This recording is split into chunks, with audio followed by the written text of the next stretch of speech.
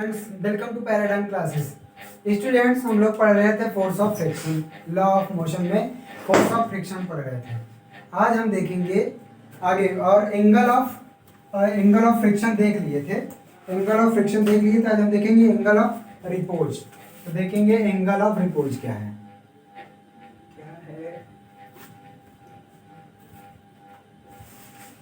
Angle of repose देखो, ऐसे समझ लो, यदि कोई एक इंक्लिन्ड प्लेन हो, क्या हो, एक इंक्लिन्ड प्लेन हो इस तरीके से, और इस पे कोई बॉडी जिसका मास m हो, इंक्लिन्ड प्लेन। तो ये इंक्लिन्ड प्लेन हॉरिजॉन्टल से इतना एंगल बनाए कि ये body just begin to slide, मतलब ये इंक्लिन्ड प्लेन का इतना एंगल हॉरिजॉन्टल से बनाए जिसपे कि ये बॉडी स्टार्ट कर दे स्लाइड करना। इसी को बोला जाता है एंगल ऑफ रिपोज। सिंपल सी बात है। एंगल ऑफ रिपोज क्या है? Angle of repose is the angle made by an inclined plane with the horizontal at which a body is placed on the plane at which just start या just begin to slide। बस हो गया, यही क्या है angle of repose. आराम से आप लिख सकते हो। तो इसका डेफिनेशन क्या लिखेंगे एंगल ऑफ रिपोज को? Angle of repose is defined as the angle defined as the angle made by an inclined plane with the horizontal inclined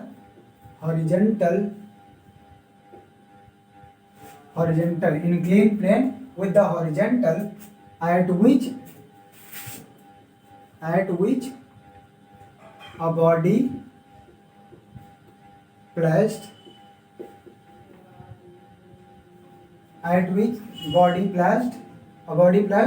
just begin to slide। क्या इतना एंगल जिसपे कि ये बॉडी स्लाइड करना start कर दे, इसी को क्या बोलेंगे एंगल ऑफ रिपोज। तो angle of repose defined by the angle made by an inclined plane with horizontal at which मतलब प्लेन पे a body plus just begin to slide down. ठीक है, वो क्या करने लगे, स्लाइड करने लगे। इसी एंगल को क्या बोलते हैं angle of repose.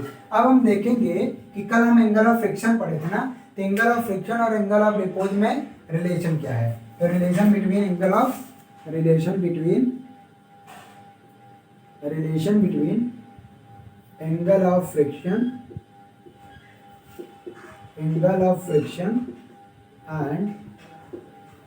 and angle of repose. Angle of repose, चलो देखो, अब मान लेते हैं ये इंक्लिन्ड एक प्लेन है, इंक्लिन्ड प्लेन है, और इस पे मास m का एक बॉडी रखा गया, बॉडी ऑफ मास m रखा गया है, और ये एंगल फाई इस तरह से है कि ये बॉडी स्लाइड करना स्टार्ट कर दे। इसका मतलब फाई यहाँ पे क्या हो जाएगा एंगल ऑफ रिपोज। यही क्या है एंगल ऑफ रिपोज। ये तो रिपोज है ही है। हाँ, लेकिन यहाँ पे क्योंकि ये डेफिनेशन था, तो मतलब ये फाई ऐसा है कि ये स्लाइड करना स्टार्ट कर दे। इसका मतलब यहाँ फाई क्या है एंगल ऑफ रिपोज।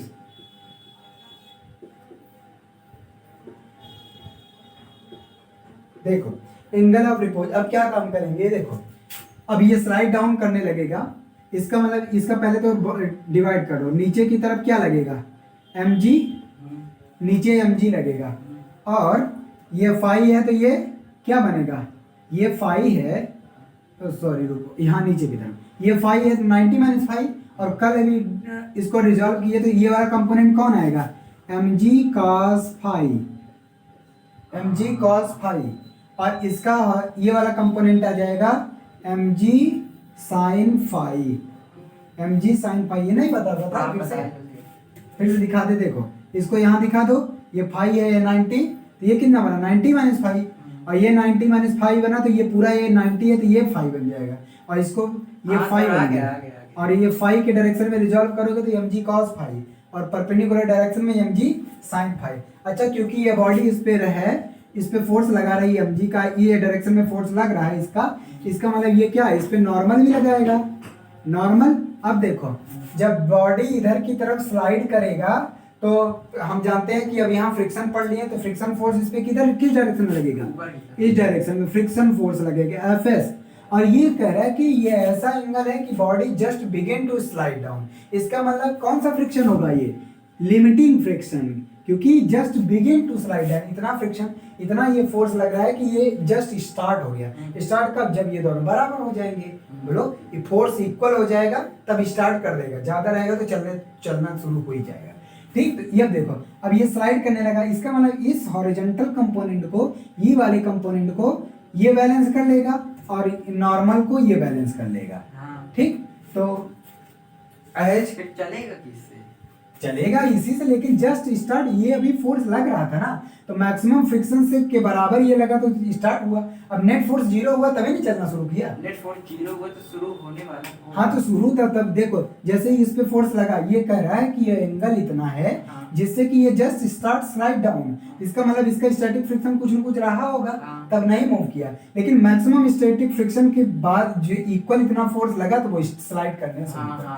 तो इसका मतलब इसके बराबर का ये फोर्स होगा तब ये चलना शुरू हुआ, नहीं तो नहीं चलता, बराबर होगा या ज्यादा होगा तभी बॉडी मूव करेगी। तो ये इसके इक्वल हुआ मैक्सिमम या लिमिटिंग फोर्स ऑफ फ्रिक्शन के बराबर, तो body start begin slide down या बॉडी स्टार्ट मूविंग। इसका मतलब सर उधर mg वाले को कौन बैलेंस किया है, आर को mg का कंपोनेंट इधर नहीं है, लेकिन आर को ये बैलेंस करेगा, लेकिन mg वाले mg sin फाई को ये बैलेंस करेगा, mg के लिए नहीं है, इसका कंपोनेंट डिवाइड कर दिया, mg को कहाँ बैलेंस, इसी का ये कंपोनेंट है ना, तो इसका ये रिजल्टेंट इधर है, तो ये दोनों है, तो इसका क्या फिर मतलब निकला, ये तो रिजल्टेंट है ना इन दोनों को, तो ये क्या मिल जाएगा, fs maximum is equal to mg sin phi, ये बैलेंस कर लेगा क्योंकि body just start begin slide down, first equation. और आर को नॉर्मल कंपोनेंट को ये mg sin phi cos phi balance कर लेगा। ठीक, ये सेकंड इक्वेशन। अब इक्वेशन फर्स्ट को इक्वेशन सेकंड से हम क्या कर देंगे, डिवाइड, तो equation first divided by equation second, तो यह आ जाएगा mg upon mg divide cancel out, sin by cos tan phi, sine by cos tan phi, और इज इक्वल टू ये क्या आ जाएगा, F S maximum upon R. अभी कल ही लिखा था एक formula, F S maximum is equal to mu S R, F S maximum is equal to mu S R, और आर से आर कैंसिल था, हाँ तो यहाँ पे क्या आ जाएगा, आर से R cancel, F S maximum is equal to mu S R, और हाँ तो यहाँ पे म्यू एस बचा था ना, और mu S is equal to कल था, म्यू एस क्या था, tan थीटा, और tan थीटा क्या था, एंगल ऑफ फ्रिक्शन। तो यहाँ से बात पता चल गई कि नहीं, ये है एंगल ऑफ फ्रिक्शन और ये है एंगल ऑफ रिपोज, इसका मतलब theta is equal to phi, that is angle of repose is equal to angle of friction, that is angle of repose is equal to angle of friction. इसका मतलब दोनों में relation हम पता करना चाहते थे और दोनों के दोनों क्या होते हैं, इक्वल होता है। इसका मतलब जब भी हम एंगल ऑफ फ्रिक्शन निकालना होगा, एंगल ऑफ फ्रिक्शन हम क्या करेंगे, कोफिशिएंट ऑफ फ्रिक्शन के बराबर एंगल ऑफ फ्रिक्शन, उसका टेंजेंट जो भी एंगल होगा उसका टेंजेंट ले लेंगे तो कोफिशिएंट ऑफ फ्रिक्शन के इक्वल हो जाएगा। अब चलते हैं इस पे, शायद क्वेश्चन है कुछ, अच्छा स्लाइडिंग और रोलिंग फ्रिक्शन है, अभी स्लाइडिंग और रोलिंग फ्रिक्शन तो आराम से कर सकते हो। स्लाइडिंग फ्रिक्शन का मतलब क्या होता है, a force of friction which comes into play when a body starts sliding, when a body starts sliding down या upward, जहाँ बॉडी स्लाइड करेगा और उस समय स्लाइड करते समय जो उसमें फोर्स ऑफ फ्रिक्शन आएगा उसको स्लाइडिंग फ्रिक्शन बोलेंगे। और सर लिखो इसको तो बता रहे हो गया। देखो तो ये एक है स्लाइडिंग फ्रिक्शन, स्लाइडिंग फ्रिक्शन क्या होता है, जब कोई बॉडी किसी दूसरे बॉडी के सरफेस पे स्लाइड करती है तो उसमें उस समय जो फोर्स ऑफ फ्रिक्शन आता है उसको क्या बोलते हैं, स्लाइडिंग फ्रिक्शन। स्लाइडिंग का मतलब जैसे ये स्लाइड कर रहा है, ये इस पे स्लाइड कर रहा है, तो इनके बीच में जो फोर्स ऑफ फ्रिक्शन आएगा उसको स्लाइडिंग फ्रिक्शन। और रोलिंग का मतलब जब ये रोल ऐसे करेगा, अभी रोलिंग नहीं लिखा, लेकिन जब ये रोल डाउन करता हुआ ऐसे घूमते हुए जाएगा तो उसको बोलेंगे रोलिंग फ्रिक्शन। जैसे साइकिल की पहिया या गाड़ी मोटर की पहिया, उनके बीच में कौन सा फ्रिक्शन लगता है, रोलिंग फ्रिक्शन। ठीक, तो स्लाइडिंग फ्रिक्शन लिख लो, which comes into friction, force of friction a force of friction which comes which comes into play which comes into play when a body when a body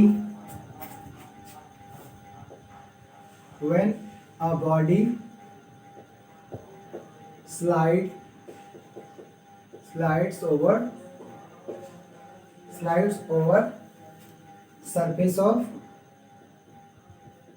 surface of another body। मतलब जब body किसी दूसरे की body के surface पे क्या करेगी, slide करेगी, तो उसमें उस समय जो फोर्स ऑफ फ्रिक्शन आएगा उसको क्या बोलेंगे, स्लाइडिंग फ्रिक्शन, सीधा सीधा। ठीक, अच्छा उसके बाद आता है rolling friction.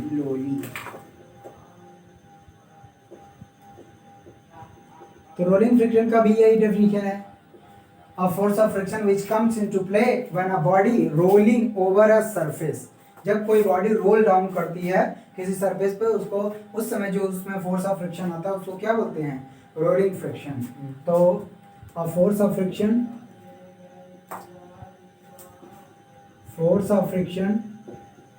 which comes into play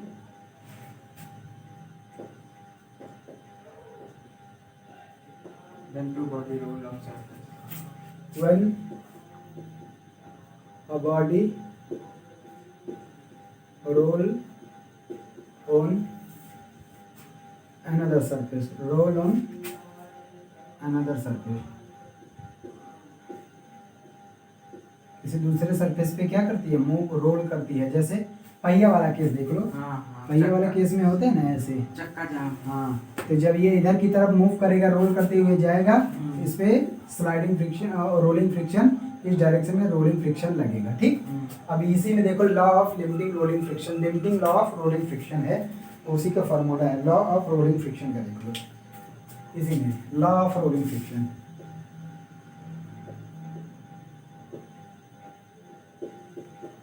law of rolling friction भी होता है क्या? देखो लॉ ऑफ रोलिंग फ्रिक्शन,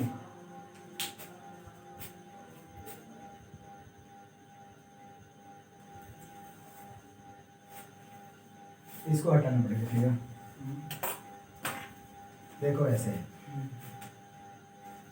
यहाँ पे आइडिया दीजिए, ये ऐसे मान लो,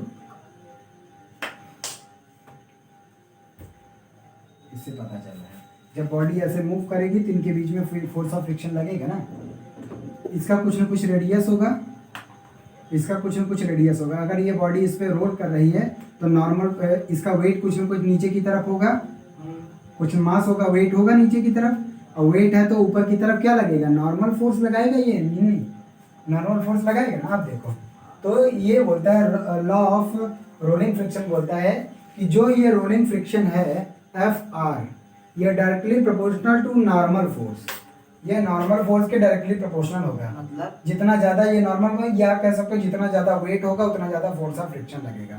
ठीक, दूसरा ये डायरेक्टली प्रोपोर्शनल, इनवर्सली प्रोपोर्शनल होता है रेडियस ऑफ द, क्योंकि ये एक सर्कुलर रीजन होगा, रोल करेगा तो ये कैसा होगा, सर्कुलर या सिलेंड्रिकल होगा पहिया जो होगी, इसका रेडियस, तो रेडियस के इनवर्सली प्रोपोर्शनल, मतलब ज्यादा रेडियस तो ज्यादा फ्रिक्शन लगेगा, कम फ्रिक्शन लगेगा, ज्यादा रेडियस। इसीलिए देखते हो कम जो बड़े पहिया वाले गाड़ी होते हैं वो तेजी से भागते हैं, और कम छोटा जो जिसका रेडियस होता है वो उस पर ज्यादा फोर्स ऑफ फ्रिक्शन। या फिर ऐसे एग्जांपल ले सकते हो आप, एक बड़ा वाला रेडियस का ले लो पहिया, एक छोटा रेडियस का पहिया ले लो, दोनों को सेम फोर्स से आप रोल कर दो और देखो कौन सबसे पहले रुकेगा। तो सबसे पहले आप पाओगे कि छोटा पहिया वाला जिसका रेडियस कम है वो पहले रुक जाएगा, और बड़ा पहिया वाला ज़्यादा तेज चलेगा। और साइकिल में भी देखे होगे, जिसकी पहिया छोटी है उसके देखो उतना स्पीड शायद ना जाए, उतना ही पावर लगाने पे, जबकि बड़ा पहिया वाला ज़्यादा स्पीड से जाती है। ठीक, सर जी कह रहे हैं वेट फोर्स की फ्रिक्शन वाले रोलिंग की ज़्यादा प्रोपोर्शनल होती है, तो सर फिर लेकिन जब हम भारी पहिया और एक ही बराबर के भारी और हल्की पहिया घुमाते हैं तो हल्की जल्दी क्यों रुक जाती है, भारी दूर तक जाती है क्यों? भारी दूर तक जाती है तो भारी वाला, अब वो इनर्सिया का रीजन है, जब चल दिया तो इनर्सिया है, इनर्शिया क्या बोलता है, यदि कोई बॉडी मोशन में है तो वो मोशन में ही रहेगी जब तक उस पर कोई एक्सटर्नल फोर्स न लगे। हालांकि फ्रिक्शन फोर्स लग रहा है, लेकिन अपोज कौन ज़्यादा करेगा, जिसका इनर्शिया ज़्यादा है, जिसका मास ज़्यादा वो ज़्यादा अपोज करेगा। इसका मतलब वो आगे तक रोल डाउन करती चली जाती है, और जबकि और फिर उसका बड़ा पहिया तो है। खंडन कर देता है ना कि फ्रिक्शन फोर्स उस पर ज़्यादा लगी, अगर उस पर ज़्यादा लग रही होती तो वो रुक जाना जल्दी। लेकिन उसका रेडियस भी तो हो सकता है बड़ा हो। अगर सर दोनों एक ही बराबर कर लेते हैं, एक ही बराबर का पहिया, एक भारी है एक हल्का है, तो सर हल्का वाला जल्दी रुक जाएगा। हल्का वाला रुकेगा क्योंकि उसमें फोर्स ऑफ फ्रिक्शन, देखो फोर्स ऑफ फ्रिक्शन लग तो रहा है, लेकिन अब वहां रुकने का और भी रीजन है।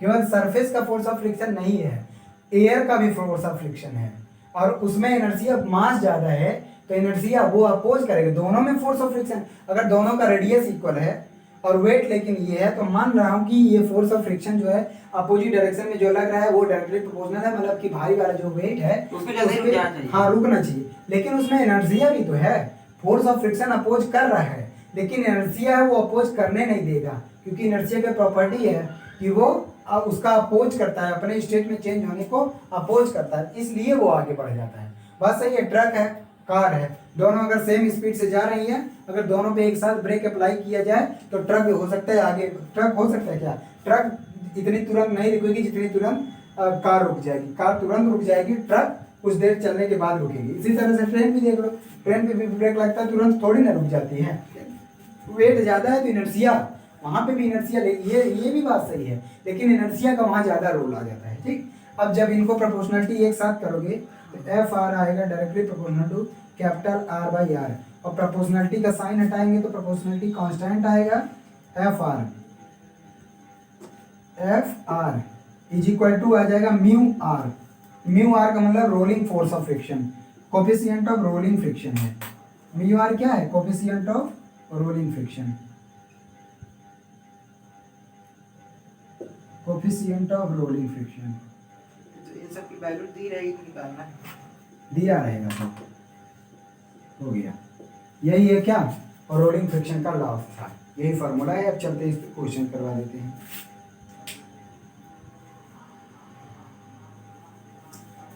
ठीक है, अच्छा ये मेथड देखो, ये स्लाइड में एप्लीकेबल नहीं होगा। ये नहीं कि पहिया स्लाइड भी कर रहा है रोल भी कर रहा है, दोनों एक साथ नहीं, केवल रोल कर रहा है स्लाइडिंग के लिए, इसलिए अलग से स्लाइडिंग फ्रिक्शन है। ठीक है, तो ये वाला फार्मूला केवल एप्लीकेबल कब है, केवल जब रोल करेगा। अब चलो इस पे क्वेश्चन कर लेते हैं। जितना चीज अभी फ्रिक्शन के बारे में पढ़े हैं उसे से रिलेटेड क्वेश्चंस हैं। इसके बाद एक टॉपिक और है ना बस। कौन सा है, सर्कुलर मोशन है। सेंट्रीपिटल फोर्स वाला। हाँ वर्टिकल में सर्कुलर मोशन है। नहीं, अभी वर्क डन अगेंस्ट फ्रिक्शन है, वर्क डन अगेंस्ट फ्रिक्शन। चलो एक क्वेश्चन कर लो। वो वर्क डन में नहीं आएगा क्या? नहीं, यहाँ पे प्रूफ हो जाएगा तो वहाँ पे देखो। एग्जांपल फर्स्ट देखो, ये क्या कह रहा है कि a block of mass 2 kilogram is placed on the floor of coefficient of static friction 0.4, एक 0.4 दिया है। एक फ्लोर है, इस पे एक मास ब्लॉक है जिसका मास m दिया हुआ है, वो 2 किलोग्राम। m क्या है, 2 किलोग्राम, m 2 किलोग्राम है मास। अच्छा, उसके बाद इसका जो जिस सरफेस पे रखा गया है उसका कोफिशिएंट ऑफ स्टैटिक फ्रिक्शन 0.4 दिया हुआ, मतलब म्यू एस दे रखा है, 0.4 दे रखा है म्यू एस। उसके बाद कह रहा है कि a block of mass 2 kilogram is placed on the floor, the coefficient of static friction is 0.4 ampere.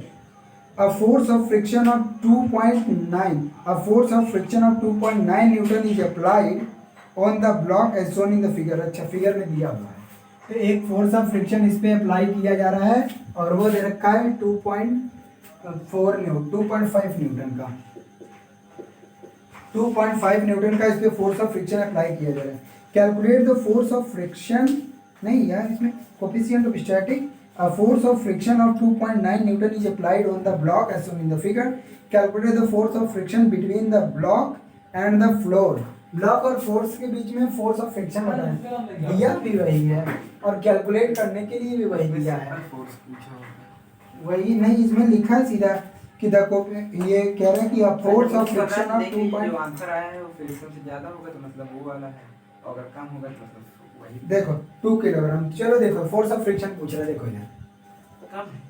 अभी कैलकुलेट करना पड़ेगा ना, ऐसे कैसे पता चलेगा। मास 2 किलोग्राम है, नीचे की तरफ mg लगेगा और g अगर 10 ले ले तो 10 टू जा 20 न्यूटन, ऊपर की तरफ नॉर्मल लगेगा, ठीक। और फोर्स ऑफ फ्रिक्शन क्या देखे थे, Fs स्टैटिक फ्रिक्शन यहाँ काम करेगा, तो ये आएगा mu S R. Mu S कितना दिया है 0.4 और आर कितना आएगा 20, और ये आ जाएगा 4 टू जा 8 न्यूटन। 8 न्यूटन का आएगा फोर्स ऑफ फ्रिक्शन। मतलब स्टैटिक फ्रिक्शन क्या है, ज़्यादा है, ये स्टैटिक फ्रिक्शन है ना, स्टैटिक फ्रिक्शन ज़्यादा है जो अप्लाइड फोर्स है। इसका मतलब बॉडी, इसमें पूछा क्या था, स्टैटिक फ्रिक्शन ही पूछा था, स्टैटिक फ्रिक्शन ही, फोर्स ऑफ फ्रिक्शन ही पूछा था। बॉडी ट्रेवल नहीं करेगी, बॉडी ट्रेवल नहीं करेगी क्योंकि स्टैटिक फ्रिक्शन ज़्यादा है जो ये वाला फोर्स अप्लाई किया गया। ये वाला फोर्स जो अप्लाई किया गया, अगर इस डायरेक्शन में अप्लाई किया गया तो इस डायरेक्शन में एफएस लगेगा, और एफएस ज़्यादा है एफ से, इसलिए बॉडी मूव नहीं करेगी, सिंपल सी बात है। और यही पूछा था, फोर्स ऑफ फ्रिक्शन ही पूछा था, ठीक, यही है फोर्स ऑफ फ्रिक्शन।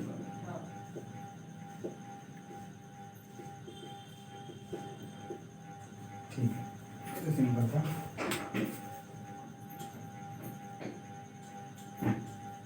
आगे चलते हैं।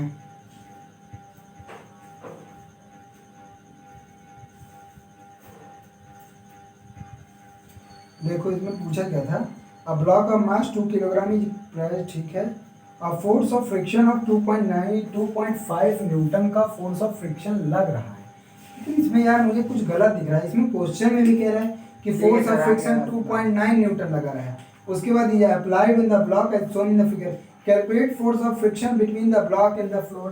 तो ये कैलकुलेट फोर्स ऑफ फ्रिक्शन लगा भी रहा है और पूछ भी रहा है, ये कैसे, ये अप्लाइड फोर्स है भले, ये अप्लाइड फोर्स है तो फोर्स ऑफ फ्रिक्शन तो फिर दूसरा आ जाएगा। रुको, ये अप्लाइड फोर्स है, एफ जो है अप्लाइड फोर्स है, यहाँ लिख दो, वहाँ गलत लिखा है हमको, अप्लाइड फोर्स है।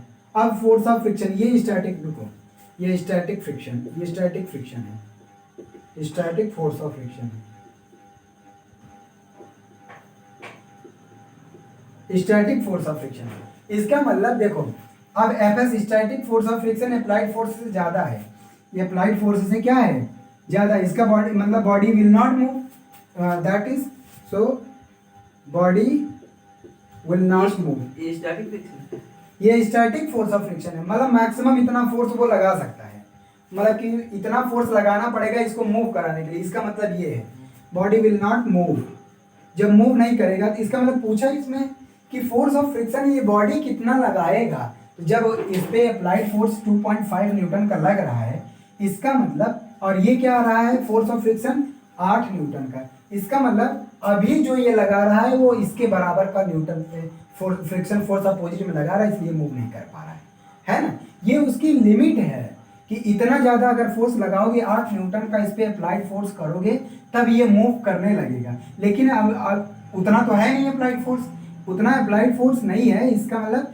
ये अप्लाइड फोर्स 2.5 न्यूटन है, इसका मतलब अपोजिट डायरेक्शन में ये भी इतना ही फोर्स लगा रहा है एक्शन रिएक्शन से, तभी तो ये मूव नहीं कर रहा है। तो फोर्स ऑफ फ्रिक्शन अगर लिखना होगा, वो ये अप्लाइड है उसमें सुधार देंगे, फोर्स ऑफ फ्रिक्शन ये हो जाएगा अप्लाइड फोर्स के बराबर, सीधा सीधा अप्लाइड फोर्स ये आ जाएगा 2.5 न्यूटन, ठीक। कंफ्यूज वहाँ पे वही कह रहा है, फोर्स ऑफ फ्रिक्शन दिया है, अप्लाइड दिया हुआ है, अप्लाइड से करेंगे आ जाएगा फ्रिक्शन से। अच्छा अब चलते हैं, हाँ ठीक है, एक क्वेश्चन और दिया हुआ, बहुत अच्छे क्वेश्चन। अच्छा एक tan थीटा में देखो,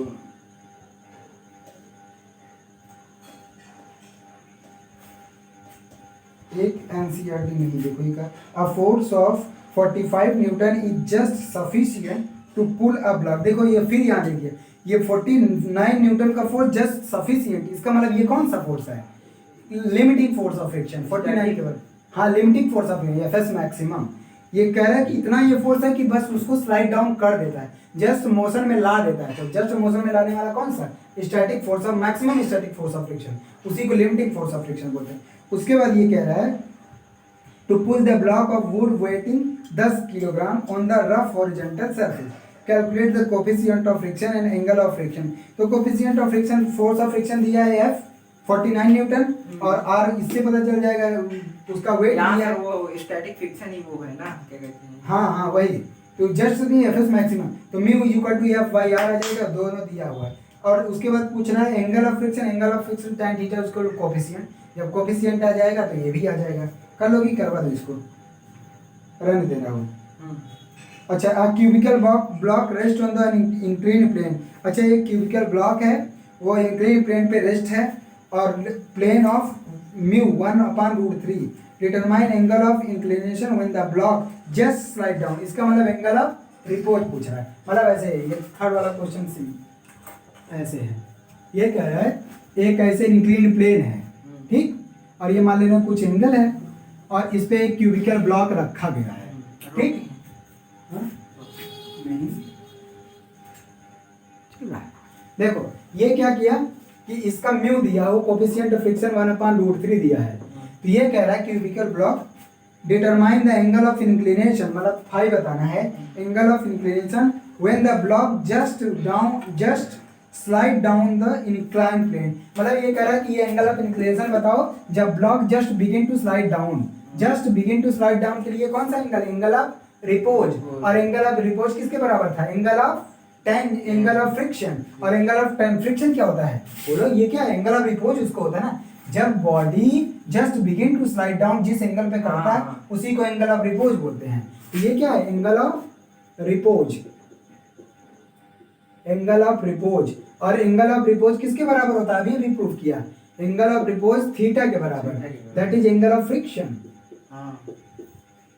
एंगल ऑफ फ्रिक्शन। और एंगल ऑफ फ्रिक्शन और कोफिशिएंट ऑफ फ्रिक्शन में क्या है फॉर्मूला, tan थीटा, और थीटा किसके बराबर, फाई के, तो tan फाई, और tan theta is equal to क्या होता है, म्यू कोफिशिएंट ऑफ फ्रिक्शन, ठीक। तो म्यू इज इक्वल टू कितना दिया है, 1/√3। इसका मतलब फाई की वैल्यू आ गई 30। इसका मतलब इंक्लाइंड प्लेन का जो एंगल होना चाहिए वो 30 डिग्री अगर होगा तो वो just begin to slide down होगा, मतलब कि तुरंत वो जस्ट स्लाइड करना शुरू कर देगा, ठीक।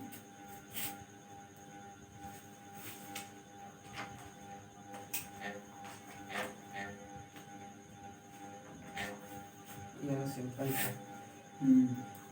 रुको, रोक लीजिए ना ये।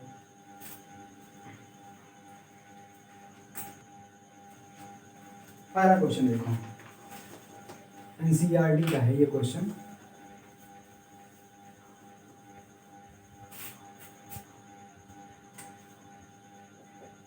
ये क्वेश्चन क्या कह रहा है कि determine the maximum acceleration of a train in which a box lying on it's floor और will remain stationary given that coefficient of static friction between the box and the train's floor is 0.15।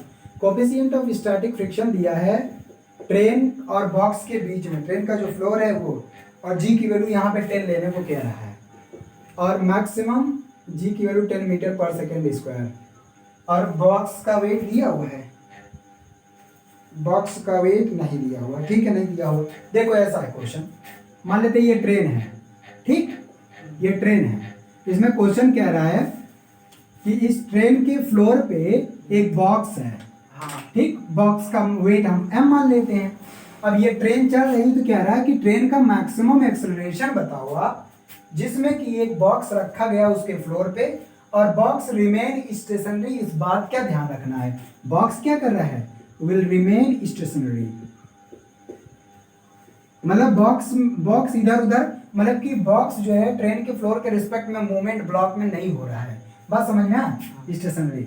इसका मतलब क्या हो सकता है, maximum acceleration, देखो maximum acceleration, अच्छा जिस एक्सेलरेशन से ये चलेगा ट्रेन, उसी एक्सेलरेशन से तो ये बॉडी भी चलेगा, उसी एक्सेलरेशन से बॉडी भी चलेगा। इसका मतलब बॉडी पे जो नेट फोर्स लग रहा है ma फोर्स लग रहा है, चल रहा है। अब ये ma जो फोर्स है, ma फोर्स ये ma आया, ये किसके इक्वल होगा, ये रुका है ना, ये रुका है, इसका मतलब स्टैटिक फ्रिक्शन, बॉडी उधर जा रही है, स्टैटिक फ्रिक्शन इसका Fs लग रहा है, इसका मतलब Fs इसके बराबर है, तभी तो ये रुका है, बोलो Fs इसके बराबर है या Fs ज्यादा होगा, तो Fs मस्ट बी ग्रेटर और इक्वल नहीं, FS must be m a less must be less और equal FS maximum force of friction जो लग रहा है इन दोनों के बीच में। अगर कम ये वाला फोर्स ज्यादा है तब तो ठीक है, रुका है। इक्वल भी होगा तब भी ये रुका रहेगा। ठीक, तो मतलब जो एमए वाला फोर्स लग रहा है इस पे वो इससे कम ही होना चाहिए। ठीक है, और एफएस क्या है, एफएस क्या था, एफएस इज इक्वल टू, अगर नीचे एमजी लगेगा और ऊपर इस पे नॉर्मल लगाएगा वो, तो नीचे ऊपर ये क्या आएगा, म्यू एम जी, यही ना होता है, mu M G, mu S R, mu M G, बोलो म्यू आर होता है, R equal to M G रख दिया सीधा। जो एम है इधर वो ट्रेन वाला ए है ना। हाँ, ट्रेन का तो क्या, ट्रेन जिस स्पीड से जा रही है उसी में बॉक्स रखा तो वो अलग स्पीड से जाएगी, नहीं उसी एक्सेलरेशन से जाएगा ना, जाएगा तो उसमें रुका भी दिखेगा। हाँ, रुका कह रहा है रुकना है, और रुका तभी रहेगा जब ये वाला फ्रिक्शन, इन दोनों के बीच में जो फोर्स ऑफ फ्रिक्शन अपोजिट में लगेगा वो इसके बराबर होगा या ये ज्यादा होगा, तभी ये रुका रहेगा, क्योंकि बॉडी पूरी पूरी आगे की तरफ जा रही है और ये रुका है, इसका मतलब force of friction, static force of friction इसके बराबर है या तो इससे ज्यादा है। ठीक, तो यहाँ पे रख दो एम ए, ये आ जाएगा म्यू एस एम जी। अब क्या ये कह रहा है, मैक्सिमम एक्सेलरेशन बताना है, तो मैक्सिमम एक्सेलरेशन क्या है, ये कह रहा है लेस और इक्वल, तो मैक्सिमम क्या हो सकता है, इसके इक्वल ही हो जाए। ये कह रहा है हमें लेस और इक्वल, इसका मतलब यहाँ देखो ए लेस और इक्वल म्यू एस जी, तो ये लेस और इक्वल कर रहा है तो मैक्सिमम का नाम हम इक्वल ही मान लें, ए मैक्सिमम क्या हो जाएगा, mu S G. Mu S कितना दिया है, ये 0.15 और इंटू जी की वैल्यू 10, 1.5 मीटर पर सेकेंड स्क्वायर। मतलब इतने एक्सेलरेशन से बॉडी जा रही है या ट्रेन जाएगी तो वो बॉडी उस पर रुका रहेगा, अदरवाइज रुका क्या, रुका क्या मतलब कि जाएगा नहीं, या उस पर मास पे डिपेंड, मास पे डिपेंड नहीं कर रहा है, जी और उसके कोफिशिएंट ऑफ फ्रिक्शन पे डिपेंड कर रहा है। ठीक,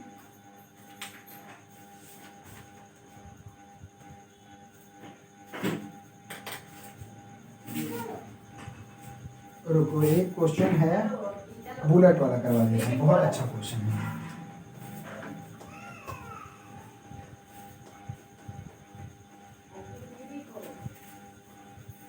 देखो एग्जाम्पल नंबर 5 देखो, ये क्या कर रहा है, a bullet of mass 0.01 kilogram. ठीक है, एक बुलेट है जिसका मास 0.01 किलोग्राम है, बुलेट है। ठीक, a bullet of mass 0.01 kilogram is fired horizontally into a 4 kilogram wooden block। m दिया हुआ है 4 किलोग्राम, ऐसा समझो ये एक वुडन ब्लॉक था, ठीक, जिसका मास कैपिटल एम है और यहाँ से एक बुलेट फायर किया गया। ठीक है, ये और इसका मास दिया हुआ है स्मॉल m, ये इसमें फायर किया गया। आगे होता क्या है, हॉरिजेंटल, और ये वुडन ब्लॉक जो है एक हॉरिजेंटल सरफेस पे रखा है ना, ये वुडन ब्लॉक एक हॉरिजेंटल सरफेस पे रखा गया है।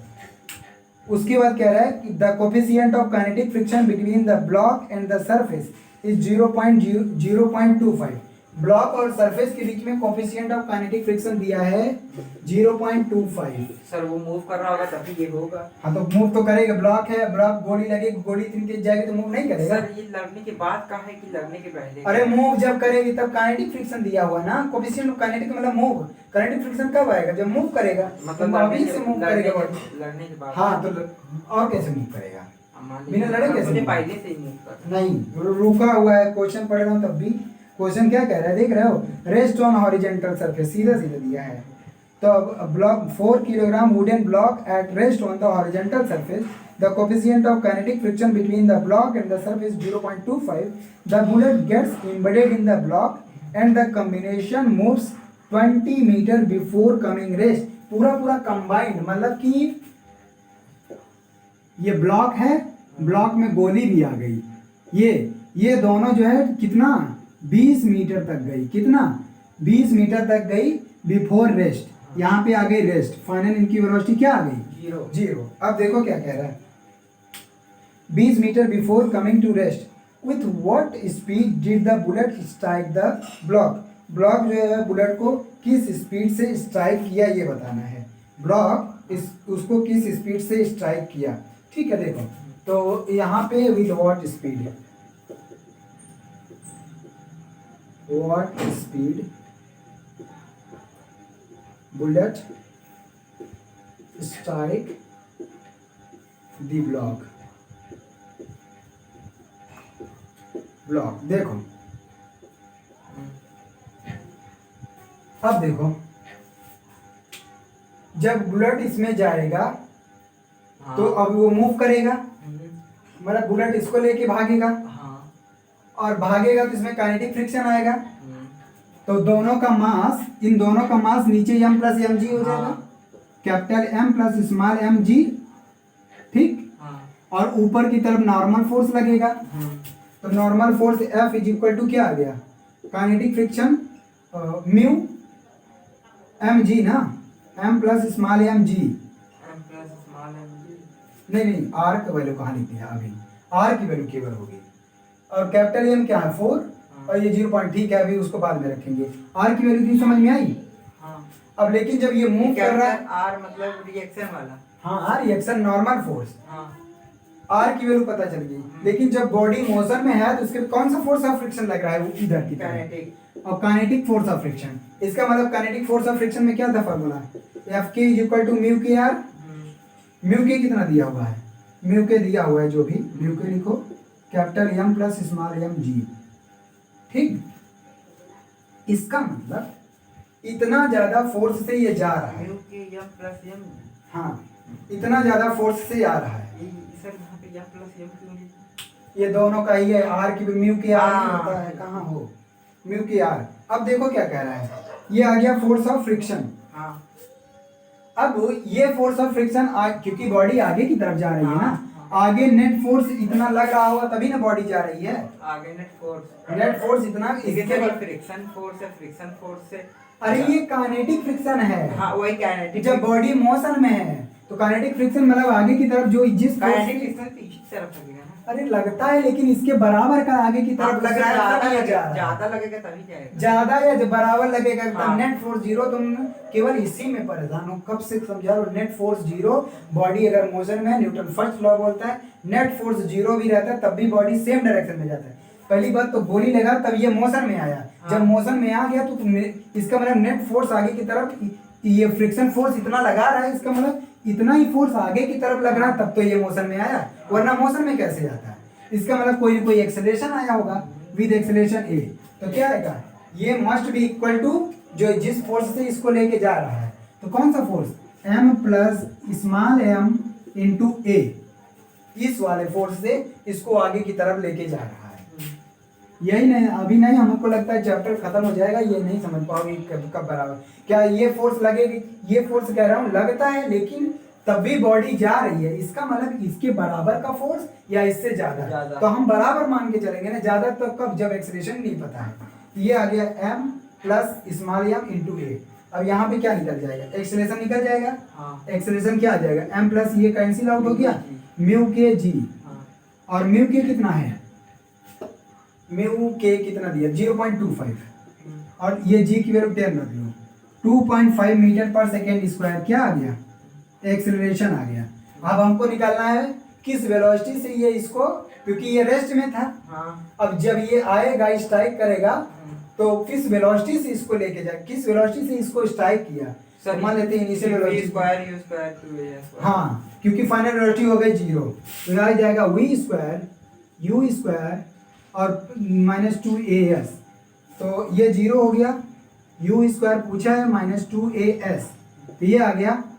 हमको क्या निकालना है, u निकालना है ना, तो u square is equal to 2as, 2 into acceleration 2.5 और डिस्प्लेसमेंट 20 मीटर गया है, ये आ गया, तो 25 चौका 100 आ जाएगा, और u is equal to 10 metre पर सेकेंड की स्पीड से बुलेट इसमें क्या किया, फायर किया।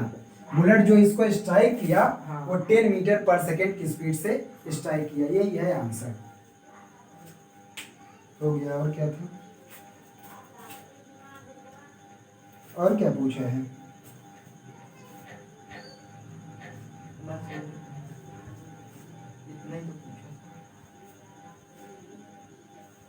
Before coming to with what speed did the bullet strike the block. अच्छा ये पूछा है कि बुलेट इसको किस स्पीड से स्ट्राइक किया, लेकिन ये जो वेलोसिटी निकली है इन दोनों की इनिशियल है, क्योंकि इन दोनों का फाइनल v है, हाँ। और इन दोनों का इनिशियल स्पीड ये है। हाँ। हमको निकालना बुलेट इसको क्या फर्क किस स्पीड से, क्योंकि जब बुलेट अकेले चल रहा था और ये दोनों की स्पीड है ना। हाँ। रुको रुको, हाँ ठीक है, इतना ये सही है। अभी हमको आगे क्या निकालना है, ये हटा दे रहा हाँ हूँ। तो ठीक है सर, इतना हो गया। ये इसकी इनिशियल स्पीड ये है, जानते हो क्या लिख दूं, initial speed of bullet plus block दोनों का है, क्योंकि जब बुलेट हाई स्पीड से आ रहा था, बुलेट जब इसको मारेगा तो जरूर नहीं उतनी स्पीड से जाएगा ना, कम स्पीड इनिशियल जब मारेगा ठोकर, तो ये इनिशियल स्पीड से, क्योंकि तभी इसका फाइनल वेलोसिटी फार्मूला तो हम इसमें लगाए हैं।